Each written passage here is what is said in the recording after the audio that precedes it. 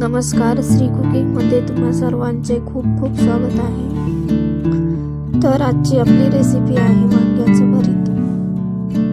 पारंपरिक पद्धतीने चंपाषष्ठी स्पेशल वांग्याचे भरीत बनवणार आहोत। तर चला मग वेळ न घालवता रेसिपीला सुरुवात करूया।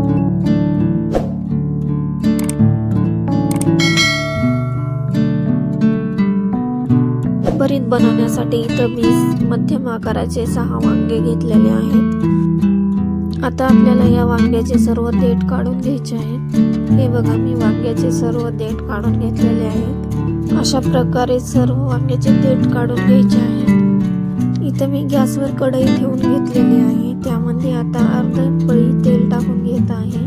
तेल गरम झाल्यानंतर आता आपण हे वांगे कढईमध्ये ठेवून घेऊया। अशा प्रकारे ठेवून घ्यायचे आहे। इथं मी सर्व वांगे ठेवून घेतलेले आहेत। आता ही वांगे मध्यम आचेवर 5 मिनिटांसाठी कढईवर झाकण ठेवून शिजवून घ्यायचे आहेत। 5 मिनिट झालेले आहेत। आता मी झाकण काढून घेत आहे। आता ही वांगे आपल्याला पलटी करून घ्यायची आहेत। सर्व वांगे पलटी करून झालेले आहेत। हे पहा, एक साईडनं वांगे भाजलेले आहेत। आता दुसऱ्या साईडनं पण 5 मिनिट मीडियम गॅसवर झाकण ठेवून भाजून घ्यायचे। हे बघा, दोन्ही साईडनं मी वांगे भाजून घेतलेले आहेत। आता आपण हे वांगे प्लेटमध्ये काढून घेऊया।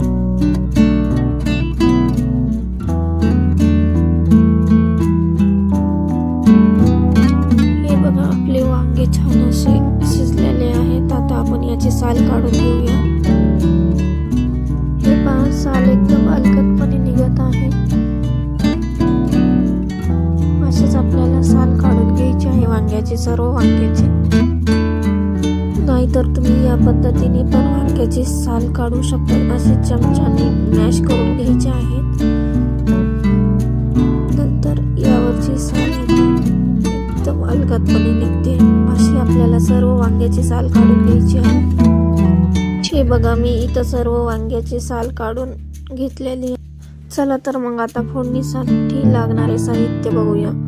हे बघा, इथं मी 10 ते 12 लसूण पाकळ्या, 10 ते 12 हिरव्या मिरच्या, 1 चमचा जिरे आणि कांद्याची पात घेतलेली आहे मी बारीक कट करून। हे सर्व आपल्याला मिक्सर मधून बारीक करून घ्यायचं आहे।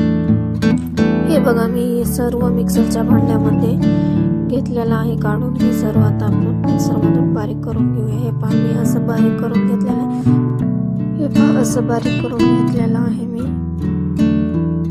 चला मग आता फोडणीसाठी लागणारे साहित्य बघूया। इथं मी नवीन कांदा चिरून घेतलेला आहे। जे कांद्याच्या पातीला कांदा येतात तोच मी चिरून घेतलेला आहे। आणि इथं मी थोडे शेंगदाणे आणि कांदा पात बारीक चिरून घेतलेली आहे आणि ते वाटण तयार केलेलं आहे। इथं मी गॅसवर कढई ठेवलेली आहे। यामध्ये मी 2 पळी तेल टाकून घेत आहे। तेल गरम झाल्यानंतर अर्धा चमचा मोहरी, अर्धा चमचे जिरे टाकून घ्यायचे आहे।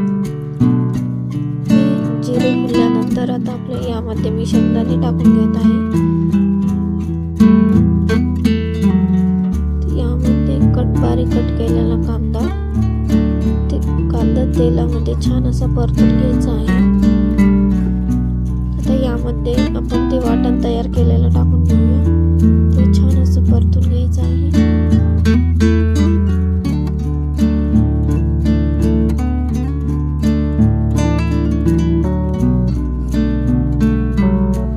कांदा आणि वाटण टाकलेलं छान असं आपलं तेलामध्ये परतून झालेलं आहे। यामध्ये आता अर्धा चमचा हळद टाकून घ्यायची आहे। ते छान असं मिक्स करून घेऊया। यामध्येच मी अर्धा चमचा मीठ टाकून घेतलेलं आहे। ते पण छान असं मिक्स करून घेऊया। हे पण छान असं मिक्स करून झालेलं आहे। यामध्ये आता बारीक कट करून घेतलेली कांदा पात टाकून घ्यायची आहे। ते छान असं तेलामध्ये परतून घ्यायचे आहे। छान अशी मी तेलामध्ये परतून घेतलेली आहे। आता यामध्ये थोडीशी कोथिंबीर टाकून घ्यायची आहे। कोथिंबीर पण परतून घ्यायची आहे। आता यामध्ये उकडलेले वांगे टाकून घ्यायचे आहेत। हे पण सर्व व्यवस्थित मिक्स करून घेऊया। हे पहा, मी असं छान असं मिक्स करून घेतलेलं आहे सर्व। आता याच्यावर झाकण ठेवून 5 मिनिट वाफ काढून घ्यायची आहे, म्हणजे सर्व मसाले वांग्यामध्ये एकजीव होतात।